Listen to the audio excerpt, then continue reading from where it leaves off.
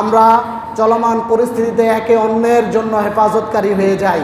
কোনো প্রতিবেশী আমার দ্বারা যেন জুলুমের শিকার না হয়। আমরা হিংসাত্মক রাজনীতি চাই না, আমরা সহানুভূতিশীল হব এবং পরমত সহিষ্ণু হব এবং ক্ষমার নীতি অবলম্বন করব। যখন মক্কা বিজয় হলো, রাসূল আকরাম সাল্লাল্লাহু আলাইহি ওয়াসাল্লামকে প্রিয় মাতৃভূমি মক্কায় থাকতে দেয়নি মক্কার কুরাইশরা, কাফেররা, আবু জাহেলরা। তিনি হিজরত করেছেন। পরবর্তীতে যখন তিনি মক্কা বিজয় করলেন, বিজয়ী বেশে মক্কায় আসলেন, তিনি ক্ষমার নীতি অবলম্বন করেছেন, ক্ষমা করে দিয়েছেন।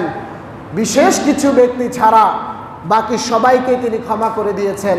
এজন্য আপনাদের প্রতি উদাত্ত আহ্বান থাকবে, আপনারাও আবেগকে নিয়ন্ত্রণ করবেন, ক্ষমার নীতি অবলম্বন করবেন, প্রত্যেকের প্রতি শ্রদ্ধাশীল হবেন, পরমত সহিষ্ণু হবেন। সে তো তোমরা নিজেদের উদ্ভাবিত একটা পন্থা, এটি আল্লাহ তাআলার দেয়া কোনো বিধান নয়, আমি এটা তাদের উপর ফরজ করিনি। আল্লাহ তাআলা বলেন, বান্দার উপরে আমি বৈরাগ্যবাদকে, তারা বনে জঙ্গলে চলে যাবে, নীরব থাকবে, সত্যের পক্ষে কথা বলবে না, সত্যের পক্ষে আন্দোলন করবে না, এটা আমি তাদের উপর ফরজ করিনি। আল্লাহ তাআলা বান্দার উপর বৈরাগ্যবাদকে ফরজ করেননি। আল্লাহ তাআলা বলেন, আল্লাহ তাআলা সন্তুষ্টি লাভের মাধ্যম তো জিহাদ, তিনি জিহাদকে বান্দার উপর ফরজ করেছেন, যে জিহাদের মাধ্যমে বান্দা আখিরাতে মুক্তি লাভ করবে, জান্নাত লাভ করবে এবং দুনিয়াতে বান্দা সফলতা, মহান বিজয় লাভ করবে জিহাদের মাধ্যমে। ইসলাম একটি বিজ্ঞান এবং মানব স্বভাবসম্মত জীবন ব্যবস্থা হিসেবে অতীতের সাধক ও দরবেশগণের উদ্ভাবিত বৈরাগ্যবাদকে, বনে জঙ্গলে যে নীরবে ইবাদতকে, এটা ইসলাম রহিত করে দিয়েছে, ইসলাম বাতিল ঘোষণা করেছে এবং এজন্য ইসলাম জিহাদকে ফরজ করেছে, যাতে যুগে যুগে যত তাগুত এই পৃথিবীর বুকে আসবে, যারা খোদাদ্রোহী হবে, আল্লাহর বিধানকে বাদ দিয়ে মানব রচিত বিধানে এই পৃথিবী পরিচালনা করতে চাইবে, আল্লাহ তাআলা জিহাদকে ফরজ করেছেন, যাতে তার বান্দারা এই জিহাদের মাধ্যমে এই পৃথিবী থেকে খোদাদ্রোহীদেরকে উৎখাত করে আল্লাহওয়ালাদেরকে বসাতে পারে এবং আল্লাহর বিধানকে এই জমিনে কায়েম করতে পারে। এজন্যই আল্লাহ তাআলা জিহাদ ফরজ করেছেন এবং জিহাদে জান মাল দিয়ে অংশগ্রহণ করার জন্য বান্দাদেরকে উৎসাহিত করেছেন। এজন্য আমাদেরকে আত্মপরিশুদ্ধির জন্য আমাদের অন্যতম আরেকটা আমল হলো জিহাদে অংশগ্রহণ করা। আল্লাহ রাসূল সাল্লাল্লাহু আলাইহি ওয়াসাল্লাম হাদিসে নববীতে ইরশাদ করেছেন, ইন্নী লাম উবাস বিল ইয়াহুদিয়্যা ওয়ালা বিন নাসরানিয়্যা ওয়ালাকিন্নী বুইসতু বিল হানিফিয়্যাতিস সামহা ওয়াল্লাযী নাফসু মুহাম্মাদিন বিয়াদিহি লাগাদওয়াতুন আও রাওহাতুন ফি সাবিলিল্লাহি খায়রুম মিনাদ দুনিয়া ওয়া মা ফিহা ওয়ালা মুকামু আহাদিকুম ফিস সাফফি খায়রুম ফি সলাতিহি 60 সানাহ। আল্লাহ রাসূল সাল্লাল্লাহু আলাইহি ওয়াসাল্লাম ইরশাদ করছেন, তিনি বলছেন, আমি ইহুদি ধর্মদর্শন এবং খ্রিস্টান ধর্মদর্শন যোগে প্রেরিত হইনি। আমাকে আল্লাহ ইহুদি ধর্মদর্শন দিয়ে, খ্রিস্টান ধর্মদর্শন দিয়ে পৃথিবীতে পাঠাননি। আমি প্রেরিত হয়েছি এক সত্যনিষ্ঠ এবং বাস্তবসম্মত উদার নীতি নিয়ে, উদার জীবন ব্যবস্থা নিয়ে, যে জীবন ব্যবস্থা মানব কল্যাণ বয়ে আনে, যে জীবন ব্যবস্থা মানবের স্বভাবসম্মত জীবন ব্যবস্থা। যে ব্যক্তি, আল্লাহ রাসূল সাল্লাল্লাহু আলাইহি ওয়াসাল্লাম বলেন, সেই সত্তার কসম যার হাতে মুহাম্মাদের প্রাণ, সেই সত্তার কসম, আল্লাহর রাস্তায় ব্যয় করা একটি সকাল কিংবা একটি বিকাল দুনিয়ার সকল কিছু থেকে উত্তম। এবং রাসূল করিম সাল্লাল্লাহু আলাইহি ওয়াসাল্লাম বলেন, যুদ্ধের কাতারে তোমাদের কেউ যখন দাঁড়িয়ে যায়, তোমাদের কেউ যখন যুদ্ধের কাতারে, জিহাদের কাতারে, আন্দোলনের কাতারে দাঁড়িয়ে যায়, তার এই আন্দোলনে যুক্ত হওয়ার আমল আল্লাহ তাআলার কাছে 60 বছর নামাজের চেয়ে উত্তম। সুবহানাল্লাহ।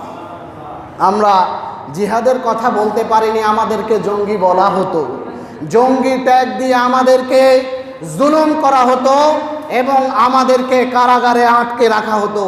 আমরা জিহাদের কথা বলতে পারিনি, আমাদেরকে বলতে দেয়া হয়নি। অথচ আল্লাহ রসুল সাল্লাল্লাহু আলাইহি ওয়াসাল্লাম বলেন, আনা নবিয়ুল মালহামা আনা নবিয়ুস সাইফ, আমি হলাম যুদ্ধওয়ালা নবী। আমাকে প্রেরণ করা হয়েছে যুদ্ধের মাধ্যমে, জিহাদের মাধ্যমে তাগুতকে অপসারণ করে বাংলার জমিনে, পৃথিবীর জমিনে আল্লাহর বিধান বাস্তবায়ন করার জন্য। এজন্য আল্লাহ রাসূল সাল্লাল্লাহু আলাইহি ওয়াসাল্লাম বলেন, আমাকে বৈরাগ্যবাদ দিয়ে, খ্রিস্টান ধর্মদর্শন দিয়ে, ইহুদি ধর্মদর্শন দিয়ে পৃথিবীতে পাঠানো হয়নি। আমাকে পাঠানো হয়েছে মানব কল্যাণে এক মহান জীবন ব্যবস্থা দিয়ে, যেই জীবন ব্যবস্থার মধ্যে রয়েছে জিহাদের সুমহান শিক্ষা। যে ব্যক্তি একটি সকাল কিংবা একটি বিকাল জিহাদে কাটালো, সেই ব্যক্তি সারা পৃথিবীর সমস্ত বিষয় থেকে উত্তম বিষয় সে হাসিল করলো। এবং যে ব্যক্তি জিহাদের প্রথম সারিতে দাঁড়ালো, 60 বছর নামাজ আদায় করার চেয়ে ওই তার জিহাদের প্রথম সারিতে দাঁড়ানোটা তার জন্য কল্যাণকর। অপর একটি হাদিসে এসেছে, রাসূল আকরাম সাল্লাল্লাহু আলাইহি ওয়াসাল্লামকে জনৈক এক সাহাবী জিজ্ঞেস করলেন, ইয়া রাসূলুল্লাহ ইযযানলি ফিস সিয়াহা, হে আল্লাহ রসুল, আমাকে নীরবে নিভৃতে কেবল বৈরাগী হয়ে, পরিবার ছেড়ে, সমাজ ছেড়ে, রাষ্ট্রীয় চিন্তা ছেড়ে আমাকে একাকী ইবাদত করার জন্য ভ্রমণের অনুমতি দেন। আল্লাহ রসুল সাল্লাল্লাহু আলাইহি ওয়াসাল্লাম বললেন, ইন্না সিয়াহাতা উম্মাতিল আল জিহাদু ফি সাবিলিল্লাহি তাআলা।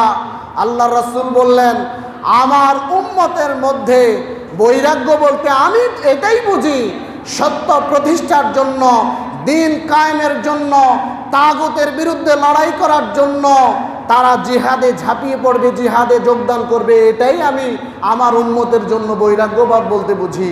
ইসলামে কোনো বৈরাগ্যবাদ নেই। আল্লাহ রসুল বললেন, লা রুহবানিয়াতা ফিল ইসলাম, ইসলামে কোনো বৈরাগ্যবাদের স্থান নেই, সুযোগ নেই।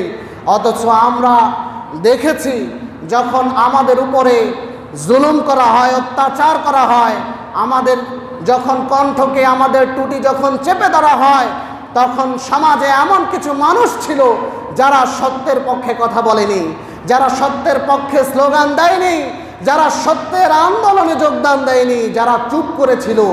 এই চুপ থাকাই হলো রহমানিয়া, এই নীরব থাকাই হলো বৈরাগ্যবাদ, যেটা ইসলামের কোনো সুযোগ নেই, স্থান নেই। এজন্য ইসলাম আমাদেরকে জিহাদের শিক্ষা দিয়েছে। যুগে যুগে, প্রত্যেক কালে কালে আল্লাহর বান্দারা জিহাদের মাধ্যমে, সংগ্রামের মাধ্যমে তাগুতকে অপসারণ করেছে। এটাই হলো ইসলামের ইতিহাসের সুমহান শিক্ষা। আমাদের দুর্ভাগ্য হলো আমরা ইতিহাস থেকে শিক্ষা নেই না, আমরা ফেরাউন থেকে শিক্ষা নেই না, আমরা নমরুদ থেকে শিক্ষা নেই না, আমরা হামান থেকে শিক্ষা নেই না, আমরা কারুন থেকে শিক্ষা নেই না। আমরা যুগে যুগে যে সমস্ত স্বৈরাচার, খোদাদ্রোহী আল্লাহর জমিনে জুলুম করেছে, জালেম ছিল, তাদের করুণ পরিণতি থেকে আমরা শিক্ষা নেই না। এটাই হলো ইতিহাসের বড় শিক্ষা, আমরা ইতিহাস থেকে শিক্ষা নেই না। প্রিয় উপস্থিতি, আল্লাহ রসুল সাল্লাল্লাহু আলাইহি ওয়াসাল্লামকে যখন একজন সাহাবী জিজ্ঞেস করলেন, আমি শুধু ইবাদতের জন্য ভ্রমণ করতে চাই, নীরবে নির্জনে চলে যেতে চাই, আল্লাহ রসুল অনুমতি দেন নাই। আল্লাহ রসুল বলেন, ইসলামে বৈরাগ্যের কোনো সুযোগ নেই। এজন্য আমাদেরকে জুলুমের, যখন জুলুম হয়, যখনই হবে, শুধু এখনকার পরিস্থিতিতে নয়, যখনই জুলুম হবে তখনই জুলুমের বিরুদ্ধে কথা বলতে হবে, তখনই জুলুমের বিরুদ্ধে রুখে দাঁড়াতে হবে, তখনই জালেমের বিরুদ্ধে কথা বলতে হবে, কণ্ঠকে উঁচু করতে হবে। এবং আমরা বর্তমান পরিস্থিতিতেও আমরা কোনো জালেমকে প্রশ্রয় দেব না। যারা জুলুম করবে আমরা রুখে দাঁড়াবো। বর্তমানে যারা লুটপাট করছে আমরা তাদের বিরুদ্ধে কথা বলবো। এই বাংলা আমাদের প্রত্যেকের দেশ, এই দেশ আমাদের প্রত্যেকের এবং এই সম্পদ আমাদের প্রত্যেকের। আমরা চাইব না এই পরিস্থিতিতে, বিদ্যমান পরিস্থিতিতে কোনো সুযোগ সন্ধানে আমাদের জনবলের উপরে অত্যাচার করুক কিংবা জনগণের সম্পদ, দেশীয় সম্পদ, রাষ্ট্রীয় সম্পদ নষ্ট করুক। আমরা সম্প্রতি দেখতে পাচ্ছি গুজব ছড়ানো হচ্ছে। এই বিদ্যমান পরিস্থিতিতে একদল নেমে পড়েছে মানুষের জান মালকে কেড়ে নেওয়ার জন্য, এজন্য সমাজের প্রত্যেককে সচেতন থাকতে হবে, অতন্দ্র প্রহরীর ভূমিকা পালন করতে হবে, যাতে এই অপশক্তি যারা রয়েছে, সুযোগ সন্ধানী যারা রয়েছে, যারা সুযোগের সদ্ব্যবহার করে, যখন আমাদের প্রশাসন ব্যবস্থা এখন ভঙ্গুর নাই, তখন তারা মানুষের জানমালের উপরে আক্রমণ শুরু করেছে। এজন্য সমাজের প্রত্যেকেই দল মত নির্বিশেষে প্রত্যেকের প্রতি খেয়াল রাখতে হবে, প্রত্যেকের জানের নিরাপত্তার ব্যবস্থা করতে হবে, মালের নিরাপত্তার ব্যবস্থা করতে হবে। আমরা কোনো সংঘাত চাই না, আমরা কোনো বিবাদ চাই না, আমরা নতুন করে আর কোনো রক্তপাত চাই না। আমরা চাই এই দেশে শান্তি ফিরে আসুক, আমরা চাই এই দেশে নিরাপত্তা ফিরে আসুক। আমরা গুম খুন ত্রাসের রাজনীতি চাই না, আমরা চাই এই বাংলায় শান্তি ফিরে আসুক। প্রত্যেকটি জনগণ যেন তার অধিকার, মানবিক অধিকার যেন ফিরে পায়, আমরা এটাই প্রত্যাশা করি। সম্মানীয় উপস্থিতি, আমরা রাসূল আকরাম সাল্লাল্লাহু আলাইহি ওয়াসাল্লামের যে হাদিসটি আমরা অধ্যয়ন করলাম, আপনাদের খেদমতে উপস্থাপন করলাম, অন্যায়ের আপোষ করা যাবে না, অন্যায়কারীকে সুযোগ দেওয়া যাবে না, যেই অন্যায় করবে তার বিরুদ্ধেই রুখে দাঁড়াতে হবে, জিহাদ করতে হবে, সংগ্রাম করতে হবে। এজন্য আমাদের প্রত্যেককে এ বিষয়ে সচেতন থাকতে হবে। আব্দুল্লাহ ইবনে মাসউদ রাদিয়াল্লাহু আনহু জামানায় তিনি খবর পেলেন যে একদল লোক একটা জায়গায় জড়ো হয়েছে, তারা বৈরাগ্যবাদের জন্য সমাজ থেকে বিচ্ছিন্ন হয়ে একটা মসজিদ বানিয়েছে, কেবল তারা সেখানে ইবাদত করবে। আব্দুল্লাহ ইবনে মাসউদ রাদিয়াল্লাহু আনহু তিনি সেখানে উপস্থিত হলেন, তাদের মসজিদটি ভেঙে দিলেন এবং তাদেরকে ফিরিয়ে আনলেন জনপদে, এবং তিনি বললেন, ইম্মা আন তাকুনু আহদা মিন আসহাবি মুহাম্মাদিন আও তাকুনু মুতামাসসিকিনা বিযামবিদ দালালা, হয় তোমরা আল্লাহর রাসূলের সাহাবীদের থেকে বেশি হেদায়েত প্রাপ্ত, আর নয় তোমরা ভ্রষ্টতাকেই আঁকড়ে ধরেছ। অর্থাৎ তোমরা যে নীতি অবলম্বন করছো, সমাজ ছেড়ে দিয়ে, পরিবার ছেড়ে দিয়ে, রাষ্ট্রীয় চিন্তা ভাবনা ছেড়ে দিয়ে কেবল মসজিদে ইবাদত করবা, এজন্য মসজিদ বানিয়েছো, এটা হবে না। রাসূল সাল্লাল্লাহু আলাইহি ওয়াসাল্লামের শিক্ষা এটা নয়, ইসলামের শিক্ষা এটা নয়। তোমরা যদি এটা করো, হয় তোমরা সাহাবীদের থেকে বেশি হেদায়েত প্রাপ্ত, না হয় তোমরা গোমরাহিকেই আঁকড়ে ধরেছ। তিনি মসজিদটি ভেঙে দিলেন। এজন্য আমাদেরকে বৈরাগ্যবাদ অবলম্বনের কোনো সুযোগ নেই, নীরব থাকার কোনো সুযোগ নেই। এজন্য এই সমস্ত হাদিসগুলো থেকে আমরা স্পষ্টভাবে জানতে পারলাম, সমাজ এবং লোকালয় থেকে বিচ্ছিন্ন হয়ে কোনো গুহায়, কোনো নির্জন স্থানে, বনে জঙ্গলে পাহাড়ে আশ্রয় নিয়ে সংসার ত্যাগী হয়ে, সমাজ ত্যাগী হয়ে, রাষ্ট্রকে ভুলে যে ইবাদত করার সুযোগ ইসলামে নেই। এজন্য আমাদেরকে এ বিষয়টি উপলব্ধি করতে হবে হৃদয় দিয়ে। আবু যর রাদিয়াল্লাহু আনহু থেকে বর্ণিত, তিনি বলেন, রাসূল আকরাম সাল্লাল্লাহু আলাইহি ওয়াসাল্লাম আমাকে উপদেশ দিতে গিয়ে বলেন, আলাইকা বিল জিহাদ ফা ইন্নাহু রাহবানিয়াতু উম্মতি, তোমার উপরে জিহাদ ফরজ, অবশ্য পালনীয় কর্তব্য। আমার উম্মতের জন্য বৈরাগ্যবাদ বলতে আমি যেটা বুঝি সেটা হলো জিহাদ, জিহাদ এবং জিহাদ। এজন্য আমরা জিহাদের সুমহান শিক্ষাকে লালন করব। যেই বিধান আমাদের উপর আল্লাহ ফরজ করেছেন, অসংখ্য ফরজ বিধানের মধ্যে জিহাদও অন্যতম একটি ফরজ বিধান। এজন্য আমরা এই বিষয়টি আমাদের জীবনে, দৈনন্দিন জীবনে আমরা মেনে চলব। এই জিহাদের সুমহান শিক্ষাটা আমরা নিজেদের জীবনে প্রয়োগ করব এবং অ্যাপ্লাই করব। আল্লাহ রসুল সাল্লাল্লাহু আলাইহি ওয়াসাল্লাম একবার ওসমান রাদিয়াল্লাহু আনহুর ব্যাপারে তিনি ওসমান ইবনে মাজউনকে বলেছেন, ইয়া ওসমান, ইন্নাল্লাহ আযজা ওয়া জাল লাম ইয়াকতুব আলাইনা রহমানিয়া, ইন্নামা রহবানিয়াতু উম্মতি আল জিহাদ ফি সাবিলিল্লাহ। হে ওসমান ইবনে মাজউন, আল্লাহ তাআলা রহবানিয়াতকে আমাদের উপর ফরজ করেননি, আমাদের উপর আল্লাহ তাআলা জিহাদকে ফরজ করেছেন। আর আমার উম্মতের রহবানিয়া হলো আল্লাহর পথে জিহাদ করা। এজন্য আল্লাহ রসুল সাল্লাল্লাহু আলাইহি ওয়াসাল্লাম অন্য হাদিসে বলেছেন, মান মাতা ওয়ালাম ইয়াগজু ওয়ালাম ইউহাদ্দিস বিহি নাফসাহু মাতা আলা শুহবাতিন মিনান নিফাক। যেই ব্যক্তি জিহাদ না করে ইন্তেকাল করে, যেই ব্যক্তি জিহাদ না করে ইন্তেকাল করে, অথবা জিহাদের ব্যাপারে তার কোনো কথা নেই, বক্তব্য নেই, সে যদি ইন্তেকাল করে তাহলে সে মুনাফিকি অবস্থায় ইন্তেকাল করবে।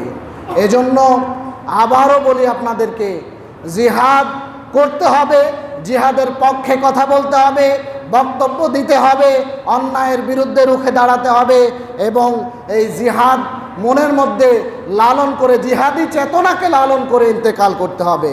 যদি আমার আপনার মাঝে জিহাদের চেতনা না থাকে তাহলে আল্লাহ রসুল বলেছেন জিহাদের চেতনা যার মধ্যে নেই সে এমত অবস্থায় ইন্তেকাল করলে মুনাফিকি অবস্থায় ইন্তেকাল করবে। আসুন আমরা জিহাদ থেকে শিক্ষা নেই, আমরা চলমান পরিস্থিতিতে একে অন্যের জন্য হেফাজতকারী হয়ে যাই, কোনো প্রতিবেশী আমার দ্বারা যেন জুলুমের শিকার না হয়। আমরা হিংসাত্মক রাজনীতি চাই না, আমরা সহানুভূতিশীল হব এবং পরমত সহিষ্ণু হব এবং ক্ষমার নীতি অবলম্বন করব। যখন মক্কা বিজয় হলো, রাসূল আকরাম সাল্লাল্লাহু আলাইহি ওয়াসাল্লামকে প্রিয় মাতৃভূমি মক্কায় থাকতে দেয়নি মক্কার কুরাইশরা, কাফেররা, আবু জাহেলরা। তিনি হিজরত করেছেন। পরবর্তীতে যখন তিনি মক্কা বিজয় করলেন, বিজয়ী বেশে মক্কায় আসলেন, তিনি ক্ষমার নীতি অবলম্বন করেছেন, ক্ষমা করে দিয়েছেন। বিশেষ কিছু ব্যক্তি ছাড়া বাকি সবাইকে তিনি ক্ষমা করে দিয়েছেন। এজন্য আপনাদের প্রতি উদাত্ত আহ্বান থাকবে, আপনারাও আবেগকে নিয়ন্ত্রণ করবেন, ক্ষমার নীতি অবলম্বন করবেন, প্রত্যেকের প্রতি শ্রদ্ধাশীল হবেন, পরমত সহিষ্ণু হবেন। আমরা নিজেরা যেন সুযোগ পেয়ে জালেমে পরিণত না হই। যেই জালেমের বিরুদ্ধে আমরা সংগ্রাম করি, আমরা নিজেরা যেন সুযোগ পেয়ে জালেম না হয়ে যাই এবং আমরা প্রত্যেকেই সচেতন থাকব প্রতিদিন, প্রতি রাত। যেহেতু এখনও প্রশাসন দাঁড়াতে পারেনি, আপনারা গত রাতেও দেখেছেন এই অবস্থা। যারা লুটতরাজ করছে তাদেরকে আপনারা প্রতিহত করবেন, আপনারা পাহারা দিবেন, যাতে করে সংখ্যালঘু কিংবা আমরা যারা মুসলিম কমিউনিটি আছে কেউ যেন ক্ষতির সম্মুখীন না হয়, ক্ষতিগ্রস্ত না হয়।